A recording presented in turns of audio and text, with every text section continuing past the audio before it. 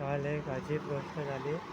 काल रात्री मी झोपलेलो, त्याच्यानंतर काय माहिती नाही, अचानक रात्रीचं उठलो आणि जोरात मम्मी ओरडायला लागलो. सगळे घरवाले घाबरले. नंतर परत झोपून गेलो. सकाळी उठलो तर मला तर काय आठवलं नाही काय रात्री काय झालं ते. मम्मी मला म्हणत होती की मी अचानक उठलो, ओरडायला लागलो. मला पण वाटलेलं मी असं काय केलं आहे, पण मला वाटलं ते स्वप्न आहे. सकाळी उठल्यावर मम्मी मला म्हणाली नाही ते खरंमध्ये उठलेलं आणि मम्मी खूप घाबरलेली.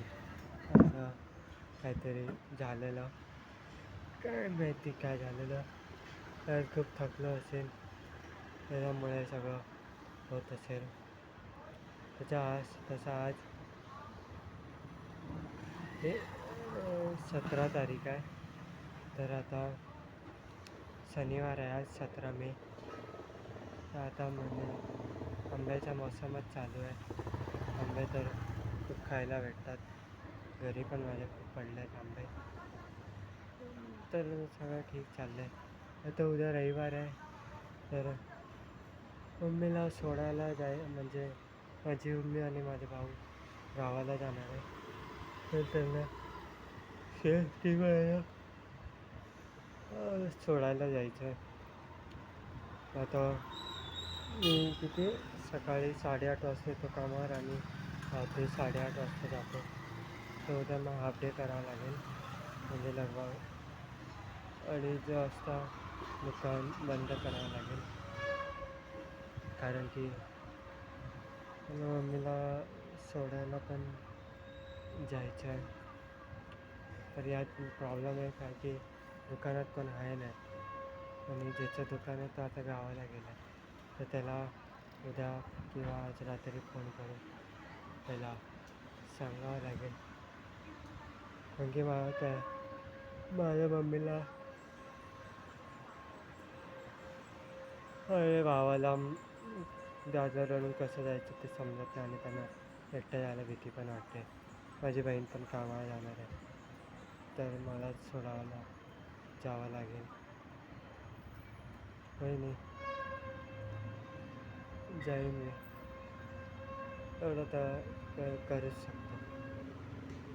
आता काय आहे की एका महिन्यामध्ये बोलला तो 1-2 सुट्ट्या पाहिजे तर घेऊ शकतो, पण कामावर तो दुकानात नसतो, त्याच्यामुळे मला लगभग दररोजच यावं लागेल. तर सुट्टी तर तो आल्यावरच भेटेल मला.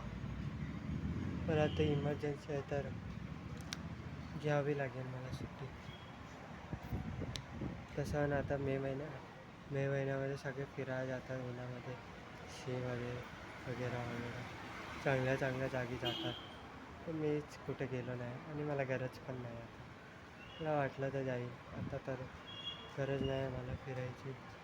हर टाईम फिरणं जरुरी नाही. किती फिरून तसं पण पैसे वेस्ट होतात, टाईम वेस्ट होतो, तर काय फायदा नाही आहे. आता बघू आता काय करायचं ते.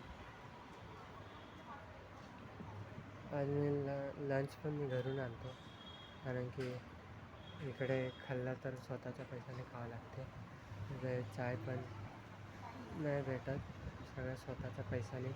फक्त पगार 12,000 महिन्याला भेटतं, तेवढंच फक्त, बाकी काहीच फ्री नाही.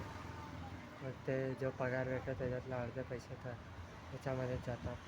कारण की माझी मम्मी तर तिकडे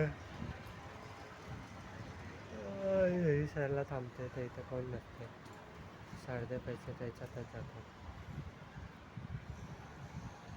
बाकी पैसे तर जीवन वायफायचं बिल, कसलं बिल भरावं लागतं. ठीक आहे म्हणजे